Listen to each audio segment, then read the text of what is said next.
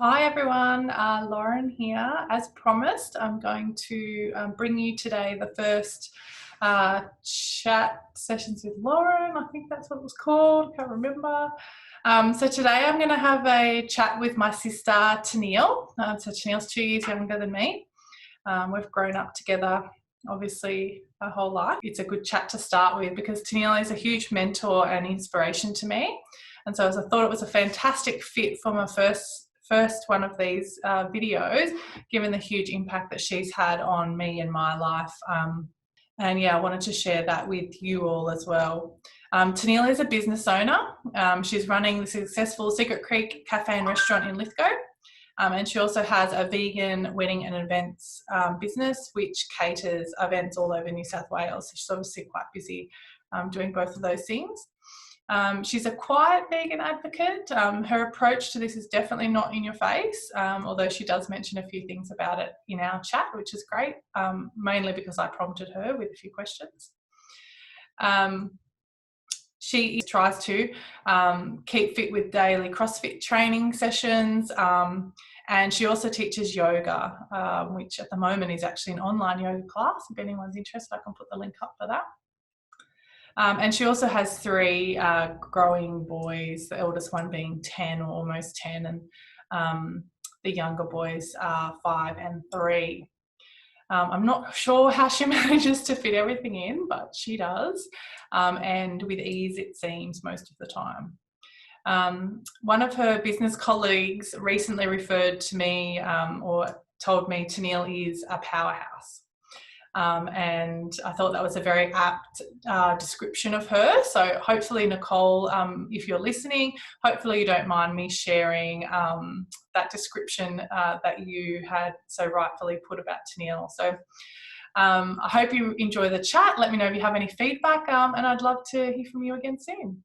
Hi Tenille, how are you today? Firstly, I just want to say thank you for being my first guest here. I thought this was probably the best place to start because you are such an inspiration to me and my sister.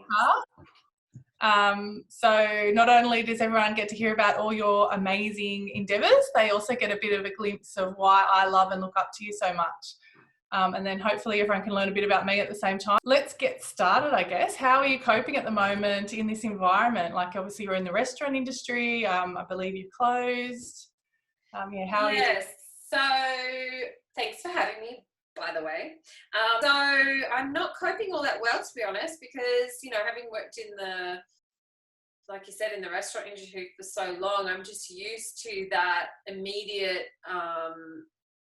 that immediate feedback, like on my work, like it's sort of everything's all in front of you. And at the moment, I've had to adjust to a really different work schedule because I still have things that I need to get done and lots of work behind the scenes to strengthen my businesses. And yeah, there's heaps of stuff that I need to do. I just find it really difficult to work on my own and to stay motivated without that immediate. And are you using this, I guess we could say downtime, given that the restaurant's actually not open or your catering business isn't running, but are you using that time to grow your business? Like what are you working on? Like what are your goals? What are you focused on achieving in this time? Yeah, so my catering business, we basically went from having events booked every weekend for the next few months to nothing. So all of those events have been postponed rather than completely cancelled, which is a good thing. So it means, though, that at the end of the year, or ideally when this is over at the end of the year, we basically have to work, it's going to be full out. Yeah. So I am preparing for that. I'm strengthening my procedures. I'm sort of working in the background on making sure that when we do reopen to massive amounts of work to catch up on all of these postponed events, it's going to make it easier, I guess. So yeah, I'm working on procedures for the restaurant and also for the catering business. Staff procedures as well. I've written sort of some position descriptions for new staff that I'd like to hire when we come back at the end of the year, because the amount of work we have the team that we have at the moment is not going to cope with it. So like it is hard to work out what I need to be spending my time on, but it's just everything's so up in the air at the moment. I don't know. It's very hard not knowing what's coming or what's next, or that's right. So is next, or absolutely, and this has been really difficult for my clients as well, who are mostly sort of people getting married. Like, we do a lot of weddings, so they have, it's really hard for them to deal with, and I've been spending a lot of time talking to clients and helping them through that. And then I guess what else have I been working on? Just all that stuff that I don't get the time to do. So I've been working, I guess, on the business instead of being in it. I was literally sort of, chopping things in the kitchen every day instead of actually doing all those things that we know make a business stronger, and also making the business more scalable. So there were things that I could get by just doing, but when, I'm anticipating that at the other side of this, I want to be able to grow and take, be able to, do the best that I can with all this work. So and it's very difficult. I know, as a business owner, it's very difficult to extract yourself from the business, and with something like yourself or a professional service like me, without it's very hard to hand that over. And I know you and I both struggle a little bit with control and wanting everything your own way, but I think scalability, like, you have to, right? Or you can't scale, you can't grow. So I did learn that working on that. I know you said that to me a few times in the growth of my businesses, that put things in place now so that then when you get bigger, thanks for that advice, because I really do take it on board now, and I sort of think that this is going to suffice for right now. And I'm one of those immediate exactly, do it now. I'm an Aries. I want things done really quickly, and and then we move on to the next task. But you need to put those systems in place, because otherwise, when you do start to grow and you don't have those systems in place, and then you struggle then. So you might as well sort of, especially in the opportunity. Exactly, when you've got an opportunity, Yeah. And I think definitely having that mindset of what a gift we've been given is this time. As opposed to, I'm stuck indoors and can't do anything. Exactly, so it's been hard, but I'm trying to sort of switch it around and have it work in my benefit. It is a bit of a relief having the JobKeeper. Really took a big stress off me. I mean, hopefully that it comes through and all of that is fine, but I was a bit worried about staff, and obviously worried about finances going through this. But literally there's no way, like, we can't run any of our events, so we've exactly, and there's no way that we can change that. And we tried a little bit to change the business model for the restaurant, but it's not going to sustain us. It's just, I was gonna ask you about that. So you did a little bit of like cooking and things like that, or meal delivery plans, but I know you made a strategic decision to stop doing that because that wasn't the long-term, I guess, business model that you wanted to go with. Do you have any regrets in doing that, and what is the business model? Like, I know you've been doing some online cooking classes and things like that. Is that something you're going to continue doing? We're definitely continuing with the online content for now. And I think the feedback has been that people are really into online content, and obviously if you look at how many people are using social media platforms right now, it's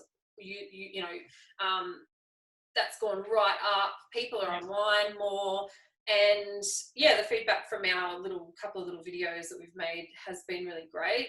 So we're going to continue to do that. I also am kind of working on a cookbook as well. I'm not sure that will be sort of done, but at least it's getting me into the space of building my own personal brand. And I think up until this point, it's kind of, I've let that happen organically, like a sort of, rather than putting myself at the front of my brand, I've just kind of, you know, people go, oh yeah, that's Tenille, and I've let that happen organically. But now I think it's a really good opportunity to connect personally. So to actually say, this is my face, this is what I'm like, and be authentic and honest and real, and actually connect with people. So I think that's what we're doing with that's my goal with the videos and the cooking. I think even just identifying that you are the face of the brand is one step to actually branding that, if that makes sense, as opposed to just going along as you are. Yeah, absolutely. And I think my audience will find me the more authentic I am, and the more real I am, the more, you know, honest and genuine I am, and the more I look at the feedback and say, what does my audience want from me? The audience that is going to then, you know, support me through to cookbook and all the other things that I want to achieve personally, they're going to connect with me, and they're going to follow me through. That's the goal anyway, and that's sort of I guess it's a strategy, but it's also, you know, something that's important to me personally, to be able to connect to people and give them what they need, like be of service, I suppose. And I think, I mean, that's what the hospitality industry is. And I think for a long time I didn't really make those connections. I sort of, you know, you're just giving people food, you know, that sort of thing. But the thing that really makes me passionate about hospitality is that caring, and that, you know, really making a difference in the small moments of people's lives. Yeah. And then even the slightly bigger moments, like weddings and, you know, these special occasions. And it's a real privilege to be able to play a part in people's special moments. Yeah. And, and it's really exciting, and, you know, I love it. So, yeah. Tell me about your background. Is that Tell you about it. You already know. We grew up together. We're playing around with our virtual backgrounds. Oh, you mean my actual background, not my I'm talking about I want to know about the virtual background. I think you did. Is that from a photo shoot you've done recently, and that's all your food in the background? Yes. Yeah. That was just from a style shoot that I did with some local creatives, Nicole Bull, who's a stylist, and Liam Foster, who's a photographer.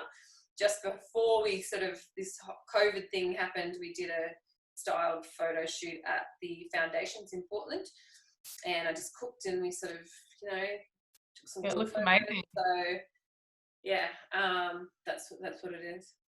Yeah, very cool. They turned out really good. So yeah, they look amazing. I've seen some of the other photos; they're amazing as well. Yeah. I know you're a big believer of the mood you're in reflects the food you end up creating.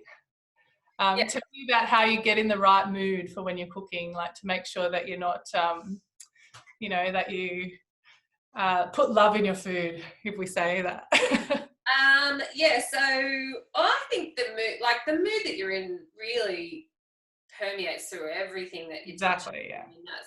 So I think getting for cooking, for me personally, I love it. I love the fact that it's what's right in front of you at that moment. So it's actually, without even trying, it's an opportunity to be mindful, because it's hard to not be mindful when what you have is right in front of you, and it's so immediate, and you get that, you know, it's very tactile. So it's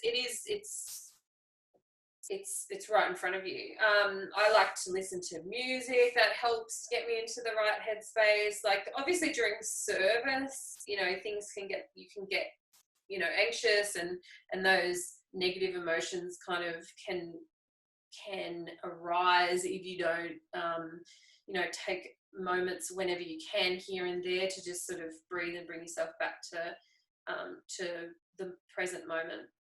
I think with everything really, that's what it comes down to is, you know, emotions come and go, but, you know, you can always bring yourself back to that present moment, that place of peace and joy. All you have to do is just stop and breathe, and not think about the past and not think about the future, really. I think that's a really important thing that I think we can all take in at this particular point in time as well. A lot of us don't know what the future holds, and you know, it's really important to stay in the moment and be mindful. And so I think that's a really great point you've brought up. Yeah, and we're all going, oh, I wish things were like, well, I wish I could go to these places I used to go, and I wish that, you know, and think about how our lives were a couple of months ago. And, you know, yeah, we could sit here right now and lament all of these changes, or we could go, oh, how great is it that I am here right now, have the opportunity to play with my kids, have the opportunity to connect with them on a level that I'm always too busy to connect with them at. Yeah, exactly. To draw, to paint, to make music, to, you know, wear whatever you want to work, wear pajamas to work if you want, because, you know, everyone's working at home. And yeah, to just reassess things. So yeah, we shouldn't be wanting things to be different ever, really. And I think that's the key to agree with that. Nice t-shirt, by the way. That's Dominion was one of the movies that or was the main movie that I watched that a lot you know, enlightened me about the world of being vegan. If there was one vegan movie you would want, you know, someone who is, you know, maybe thinking about being vegan or you know, keeps questioning themselves, there was one movie that you would suggest for them to watch, what would it be? Well, now I have to say, even though I wear this t-shirt, it says watchdominion.com. It's an Australian documentary about the way that our food's produced, and the way that we exploit animals in through these industries. I haven't actually seen Dominion. Yeah, I'm not surprised because I've been vegan for 8 years this year, and I was veggie for a few years before that. When I first went vegan, I watched the movie Earthlings, and that kind of covers a lot of the same stuff as Dominion, except that it's international, and a lot of the footage of Dominion is all local. So even though I do tell people to watch it, because I've seen the trailer, and just the trailer was a bit much for me. I haven't actually seen it. Because I'm not surprised, because if I had have been vegan prior to watching that, I don't think I could have sat through it either, to be honest. Yeah, so and I think I cried watching it. Yeah, I cry in the trailer, so I don't really want to put myself through it. But then there is the other side of that, is if the animals go through it, then the least we can do is witness it. And I think that's how activists, who I have a lot of respect for, that go in and get this footage, you know, you that's there. And ask yourself, how can you go in and watch this, especially if you're vegan, especially if you've already made that connection? How can you go in and just take footage? And yeah, I guess you have to look at it as, you know, that the animals that you're witnessing go through it are going through it, and the least you can do is witness it and draw attention to it and show other people what's happening. So I think definitely that's why I first went vegan, was for the ethics, and basically because I want to cause the least amount of harm to the world around me while I'm here. And for me, veganism is the starting point of that, the starting point of the least amount of harm. And there's other things as well that you know, I can do, and that I try and do. And I'm learning every day about new ways to be able to influence the world in a positive way. Yeah, so, you know, when I first went vegan, people weren't even really talking about palm oil then. Not that you know, it's a whole other conversation, but people weren't even talking about that then. People weren't talking about plastic. They weren't talking about, you know, different other ways. Like, you know, there were small pockets of the population talking about these things. But, you know, as veganism, now there's people coming to veganism already having all of those other beliefs and those other focuses, the environmental focus, like zero waste and all those other things. Yeah, all of that. So I think it's, honestly, I believe that the future is going to inevitably be a vegan one, and it's going to be out of necessity, as well as this collective shift in the way that we view the world around us.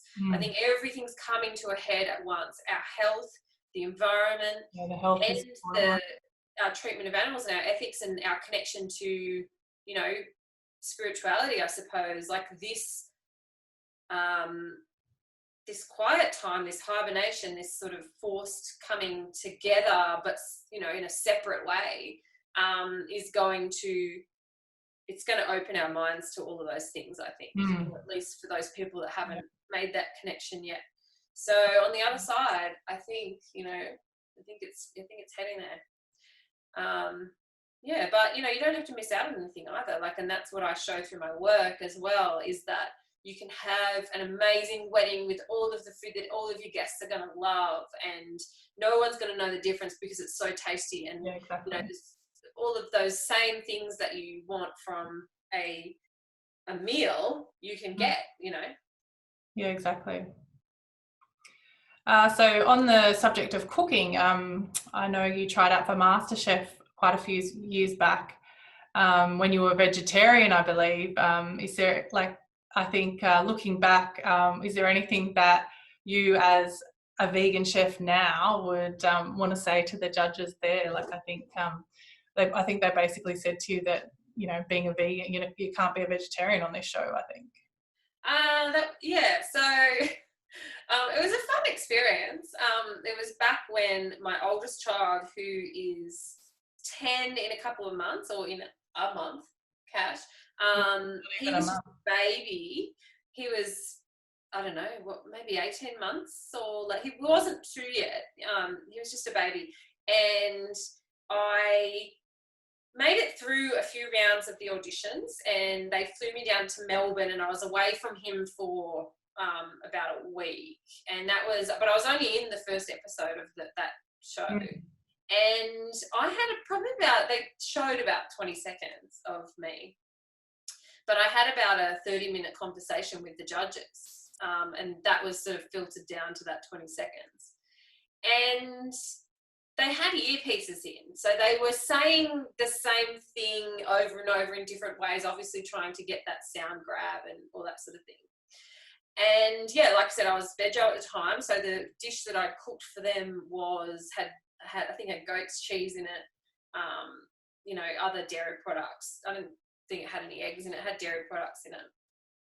And Matt Preston said yes, and the other two said no. I think that was right. And they basically, they said, you know, what are you going to do if you have to try meat? And I said that I didn't think I needed to try meat. They sort of said, why are you here? Is this a political thing? Like, what are you trying to do? Why are you here? And my response to that was, I just want to show people that you can make amazing food without using animal products. And that's when they were sort of, you know, pushing that political thing. They were like, what are you trying to do? It was very clear through the whole audition process all the way up to this point that the sponsors and the, you know, the people that funded the show were the most important to the production of the show. They said that. They were basically said, our sponsors are everything. You have to use these products. And so obviously at that time, their major sponsors were not in a place to have somebody who was like, you can cook great food without animal products, or at that time, without meat. And they did allow, I think, a couple of people who had sort of, you know, other ethical dietary requirements, whether it be religious or, you know, that sort of thing, or people that didn't eat specific animals. So I think that was on their radar at the time, but someone being vegetarian for ethical reasons was just too much for them then. And I don't know, I stopped watching the show after that, so I don't know if they had, since then, if they've had any vegetarian contestants or how well they've gone. I actually think from their perspective that they should these days. If you look at the market trends of plant-based foods, if you look at the responses of major food companies on these trends as well, like people like Nestle are making vegan Milo, people like, you know, 4 and 20's just made a vegan pie. They're identical to the other products, except that they're plant-based. And what that says is that people, you know, it's not that they don't like the food. They like the food, they don't want to harm the animals, or they don't want to, you know, they want a plant-based diet. So, you know, if the big food companies are doing it, I think it's, you know, it's only a matter of time before we have a vegan MasterChef. If, you know, if someone That's who's something that is on the card. card for you. What's that? Business plan, a vegan MasterChef hosting. Oh yeah, I'll host, but I'm not allowed to, I can't be a contestant now. I'm professional now. Yeah, exactly. So. Exactly. I'll be a guest judge. Yes. Well, yeah. So you're not going to host, you're going to be a guest judge. I'll be a guest judge when they have a vegan challenge, and they can invite me on and I'll taste the vegan food and I'll say you did the best job. All right, that sounds good. Yeah, just putting that out to the universe now. Yes, I think it's going to happen. Yeah. Say something and you never know. Yeah. So big thank you, Tenille, for sharing all of those fun insights with us. And I think I'm actually really excited to see where your business goes after this, I guess, downtime that we're having at the moment, because I know some of the things in the pipeline, and, you know, I guess I get to hear some of the inner, you know, goals and amazing things that you want to achieve and do. And I think a lot of the time maybe you don't say it out loud, but there's lots of stuff happening, I'm pretty sure. So yeah. Thank you very much for. Thank you. I didn't even get to share any like embarrassing stories from your childhood or anything, like about you. About me or about you? About you. I don't have any. I don't have any embarrassing stories. If I don't remember them, they don't exist. You actually have a very poor memory of your childhood. I do. I have a poor long-term memory, but anything work-related, I'll remember it. Like, yeah, that's because you pushed out all the movies we watched when we were kids, like, and for all the other information. Yeah, exactly. Yeah. Maybe you and I can watch Princess Bride later together. Because you don't remember what happens in exactly. it. Have a watch party. And I'll be reciting all the lines and you'll be like, who is this person? I've never seen this movie before. But the benefit of not remembering movies is you can watch them 5 times and you don't even notice. It must be nice. Yeah. Netflix is always new to me. Do you have a Netflix suggestion before we go? No, it's not what did I watch the other day? You're not going to suggest Tiger King, are you? Well, I was. But no, I was like, that's a bit off-brand. That's a bit off-brand. I probably shouldn't. Yeah, I do like to switch off when I watch TV. So, yeah. Tiger King, there's a lot of problematic stuff, but it's good to switch your brain off, that's for sure. Yeah, exactly. Yeah. Those guys are a bit crazy. Yeah. No other Netflix suggestions then? We'll go with that. Yeah, we'll go with that. Right. Or switching off only. Yeah. All right. Well, thank you again, Tenille. Thank you. Thank you. Good luck. Talk to you soon. Bye. Bye.